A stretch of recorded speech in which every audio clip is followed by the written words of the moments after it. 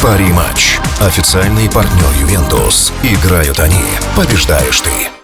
Салом ака 27 буд кини ба хизмат намебаранд. Ам 28 сола кишиди намебаранд. бале ами пеш ай буд шиданаш метони ки бо брай продлит кини.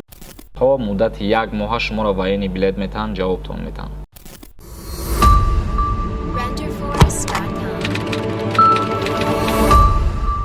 ассалому алайкум ба ҳама тамошобинони барномаҳои канали юристиҷаи барномаҳои Сормон Сафаров. бародарони азиз, ба ҳамаи шумо як чиза хотиррасон мекунам.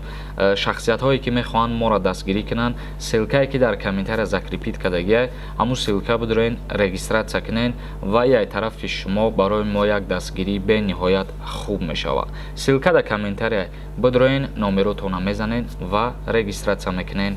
тамом.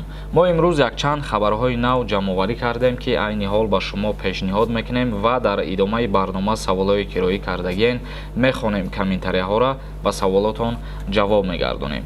аввалин хабар оиди муроҷиати Рустами Эмомалӣ ба сокинони Душанбе. шаҳрдор чиро талаб кард? раиси шаҳри Душанбе Рустами Эмомалӣ аз сокинони пойтахт тақозо намуд ки дар ободу зебо намудани шаҳри Душанбе саҳмгузор бошанд.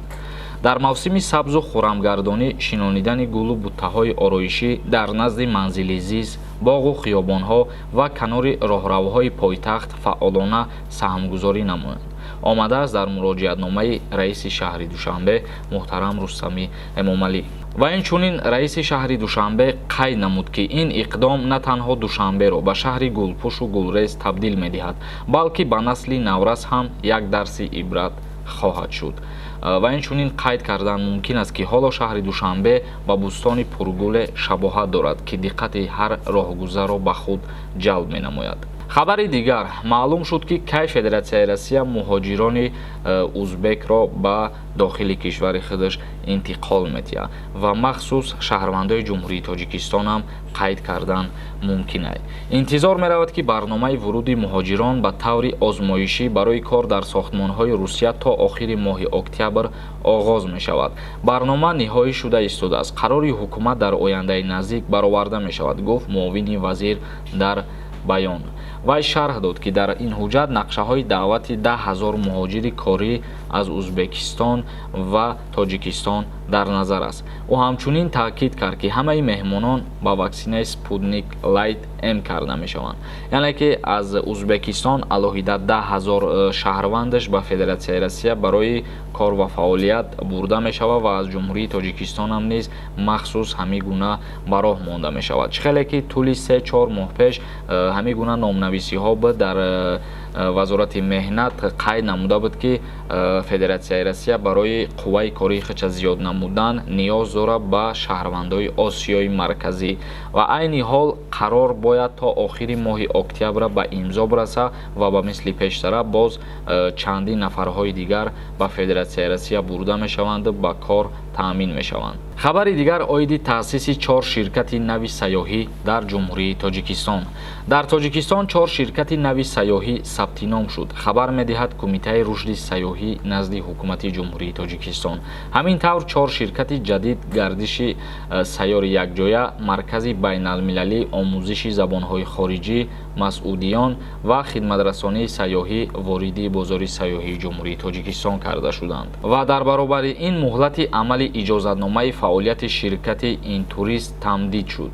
طبق گزارش کمیته رشد سیاحی امروز در جمهوری تاجیکستان 234 شرکت سیاحی صاحب اجازتنامه فعالیتند. از این تعداد 30 شرکت گردشگری سال 2020 و 24 شرکت امسال تأسیس یافتند.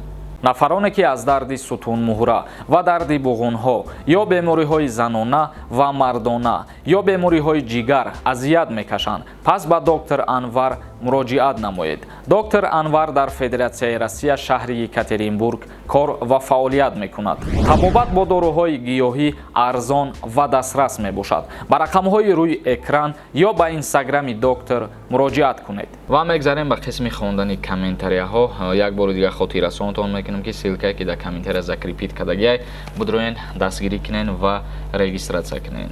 Яке аз нависондаи зинда бошед бародар, ҳамин канал Супер Правда. ҳазор раҳмати калом бародар барои боварид ва барои барномаҳои моро тамошо карданат. Маҳмадҷонов нависондай: ассалому алайкум брат, ман дар Россияем, лекин паспорти тоҷикӣ срокаш тамом шид. Мара ҷарима мекунанд ё не? Ҳазор раҳмат.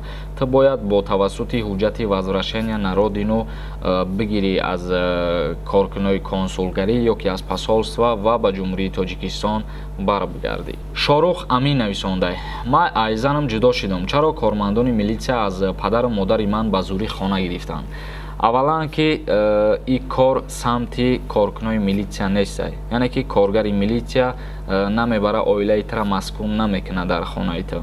Яъне ки ин кори судай, решенияи судай. Дар ҳолате ки агар ҳамсари ту дар суд ариза нависондагӣ боша ва муроҷиат карда боша ва дар ҳоле ки шумо тавоноӣ ба ҳаму дошта бошед ки ӯро аз манзили зист, яъне манзили истиқоматӣ таъмин кунед, албатта ки суд решения мебурора, зана маскун мекуна. Лекин як чизи дигарам ба назар бигирен ки дар ҳолате ки фарзанд дошта бошед, агар баъдан метавонанд ки маскун шава. Агар фарзанд надошта бошед, маскун карда намешава. Маҳмуд Тоиров нависондай: ака чанд бошид менависам, ҷавоб наметӣ. Ҷавоб тей. Ман дар Россия қарор дорам.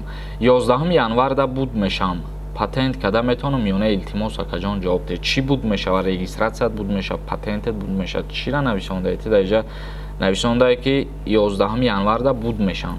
На нависондай ки чира дар назар дорӣ.